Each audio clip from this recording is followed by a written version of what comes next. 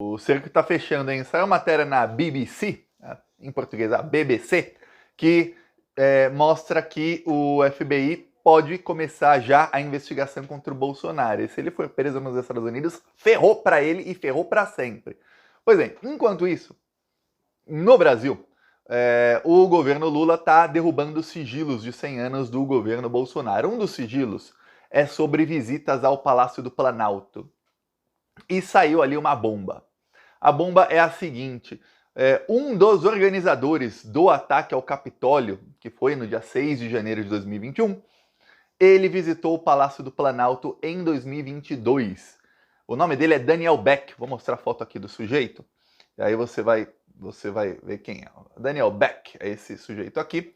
O Daniel Beck, ele é um empresário apoiador do Donald Trump. Ele tem negócio nos Estados Unidos e em janeiro de 2019, o que aconteceu em janeiro de 2019? Vamos lembrar, o Bolsonaro assumiu a presidência.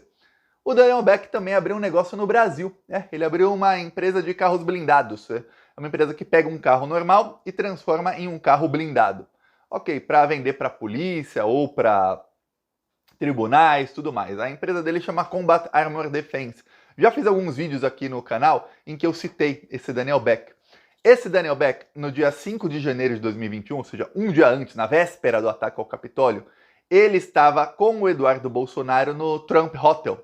No Trump Hotel, em Washington, teve uma reunião que é chamada nos Estados Unidos de reunião de guerra, porque ali foi a reunião onde eles organizaram o ataque ao Capitólio que ocorreu no dia seguinte. O Eduardo Bolsonaro estava lá.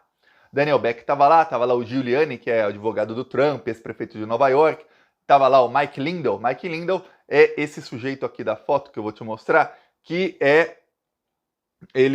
tá aqui, ele com o Eduardo Bolsonaro. Ele era conselheiro do Trump. Se colocar Mike Lindell no Google, você vai ver só foto dele ao lado do Trump. Assim, todos os dias ele estava ao lado do Trump. Todos os dias.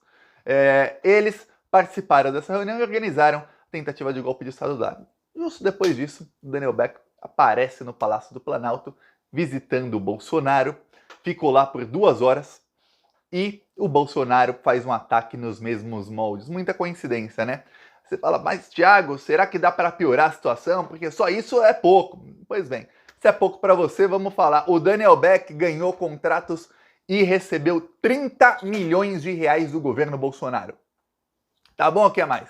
30 milhões, durante os 4 anos do desgoverno Bolsonaro foram pagos. Isso via portal da transparência, tá lá. O dinheiro que foi pago, não é dinheiro que assim, foi feita a licitação, mas não, foi pago para ele por contratos na Polícia Federal e na Polícia Rodoviária Federal, sem licitação, 30 milhões de reais. Ou seja, ele em janeiro de 2019, quando o Bolsonaro assume a presidência, ele abre uma empresa no Brasil e a empresa dele começa a fechar contratos milionários com o governo Bolsonaro para fornecer blindados para a Polícia Federal e para a Polícia Rodoviária Federal. Nem sabemos que tipo de blindados foram fornecidos. Tem uma coisa, ele também fechou contrato com o Tribunal de Justiça do Espírito Santo e com um tribunal de São Paulo. E ele deu calote nos dois. Então nem sabemos se na Polícia Federal e na Polícia Rodoviária Federal ele chegou a dar calote, porque o governo Bolsonaro queria só dar dinheiro. O que o governo Bolsonaro faz é o seguinte, é financiar outros fascistas. O fascismo é assim, eles financiam uns aos outros. Então nem sabemos, talvez tenha ganho 30 milhões, nem tenha entregue os carros, como não entregou aos tribunais. A empresa dele parou de fechar contrato com o Bolsonaro, com o governo Bolsonaro no final de 2020, porque um dos tribunais, o Tribunal de São Paulo, por uma decisão do juiz, decidiu que ele... Uma decisão decidiu é fogo, né? Pois bem, o tribunal decidiu que eles estão proibidos de fazer licitação no Brasil. Então a empresa dele está proibida de fazer contratos com o poder público em todo o Brasil, porque ele deu calote.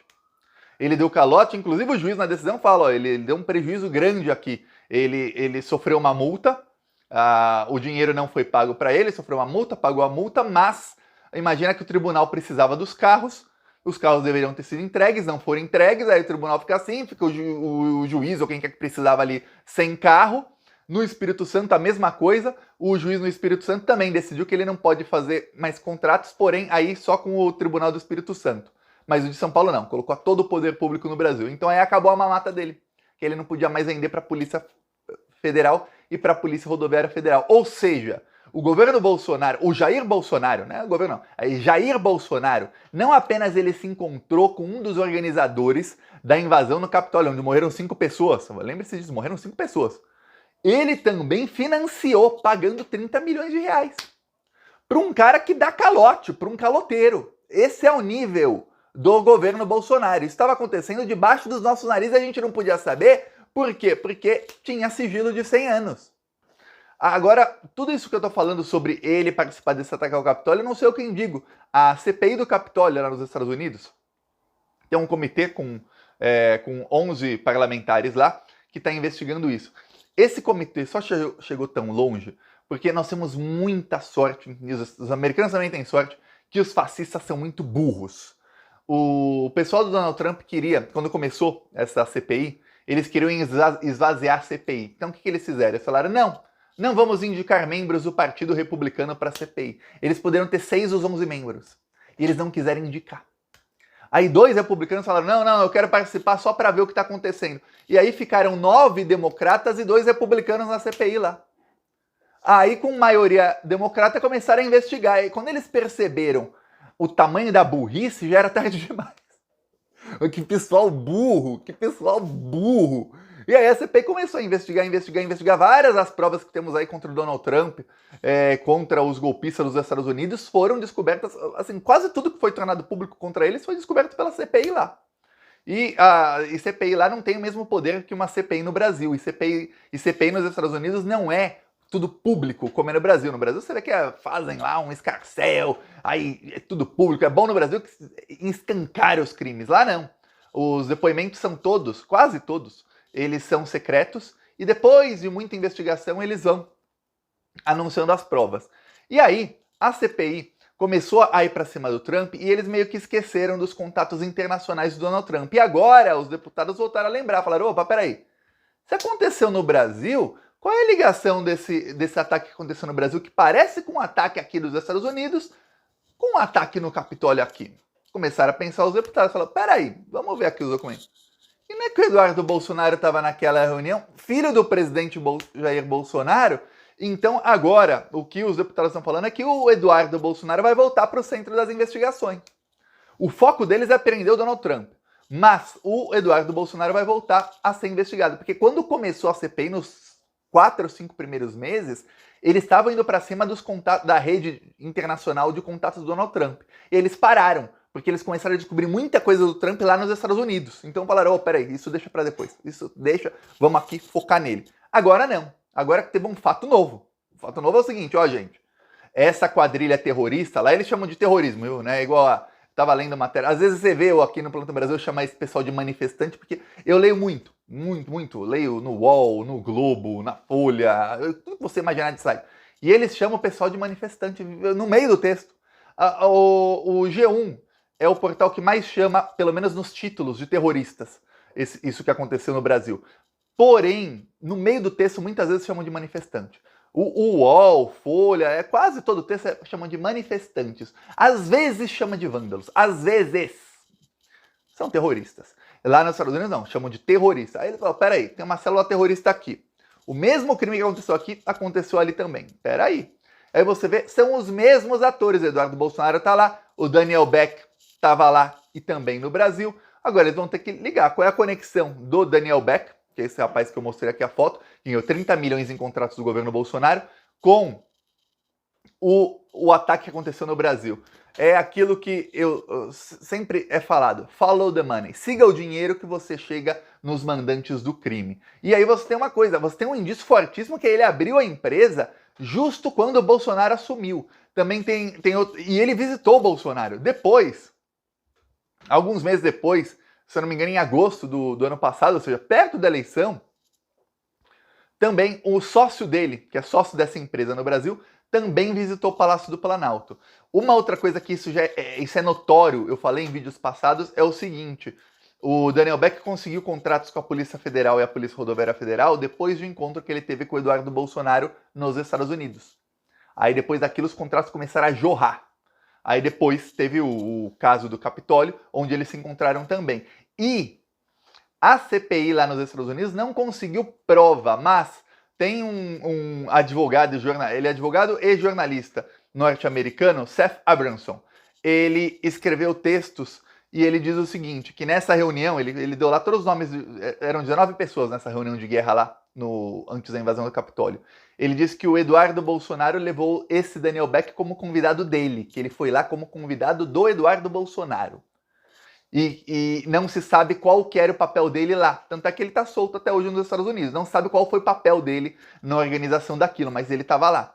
E ele, no dia anterior, que foi no dia 5 à noite, ele fez uma live nas redes sociais dele, que ele já apagou, em que ele falava, eu estive aqui com o Eduardo Bolsonaro, ele dá o nome de todos os golpistas dos Estados Unidos, todos eles, os investigados, ele dá o nome. Eu estive aqui com não sei quem, não sei quem, não sei quem, não sei quem, não sei quem. Eu tô aqui. E ele chegou a tirar foto na frente do hotel no dia da reunião. Ele com algumas pessoas que estavam ali. Você fala, pô, meu cara é muito burro. Não é que eles são burros. Eles achavam, tanto nos Estados Unidos como depois no Brasil, que o golpe iria se consumar. Então eles foram produzindo provas contra si mesmo. Já o Mike Lindell, eu mostrei a foto dele aqui ao lado do Eduardo Bolsonaro. Aquela foto, aliás, foi tirada na Casa Branca. Ele era o conselheiro do Donald Trump. Ele também é um dos organizadores do golpe de Estado. Esse Mike Lindell, ele é um ex-cracudo, ele era viciado em crack. Diz ele, não dá para acreditar porque na extrema-direita eles mentem muito. Eles adoram falar que tem uma história de superação, coisa do tipo. Por exemplo, tem um deputado bolsominion brasileiro. Tem um deputado norte-americano que é brasileiro, chama Jorge Santos. Esse cara mentiu sobre absolutamente tudo, ele tá para ser caçado agora. Inclusive, eu viro e mexo, eu entro no New York Times. Nos últimos 3, 4 dias, toda vez a capa do New York Times é esse cara. Esse deputado, você pode falar que ele é brasileiro, que o pai é brasileiro, a mãe também. Diz ele que nasceu nos Estados Unidos, mas chegou num nível de mentira dele que nem se sabe se ele realmente nasceu lá ou não. Esse é o nível disso. Esse Jorge Santos mente que ele já mentiu que parentes dele morreram no 11 de setembro, nos atentados das Torres Gêmeas, tudo mais, mente tudo. Então não dá pra saber. Mas esse Mike Lindell diz que era viciado em crack e que aí se tornou um empresário milionário, mega história de superação da direita, meritocracia, tudo mais. Ok. Aí tem uma fábrica de travesseiros.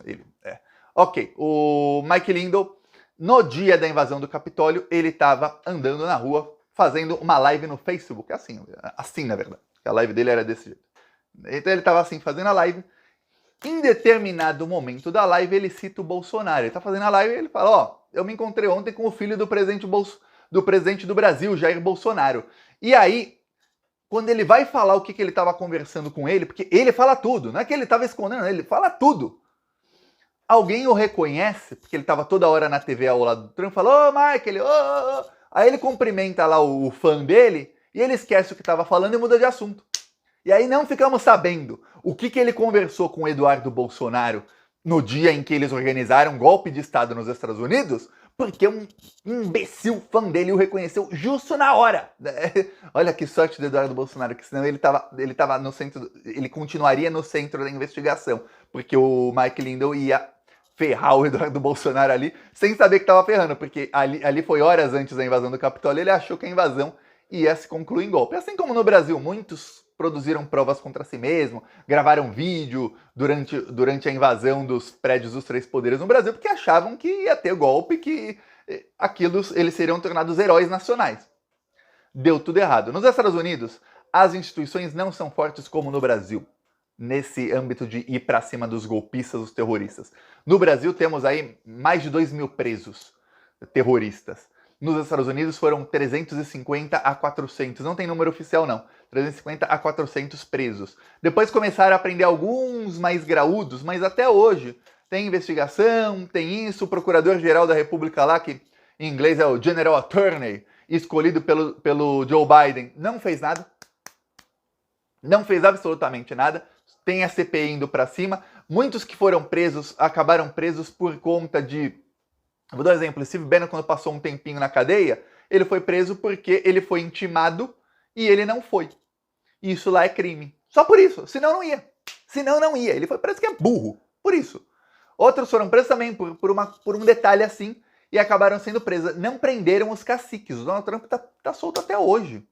E aí, muito americano, você vê a mídia americana, eles têm Eles têm um cuidado extremo para falar que, olha, o Donald Trump é quem incentivou isso tudo. Pô, tem texto do Donald Trump naquele dia. Tem testemunha falando, várias testemunhas, inclusive o motorista dele falando, ó, ele incentivou, ele fez, ele foi.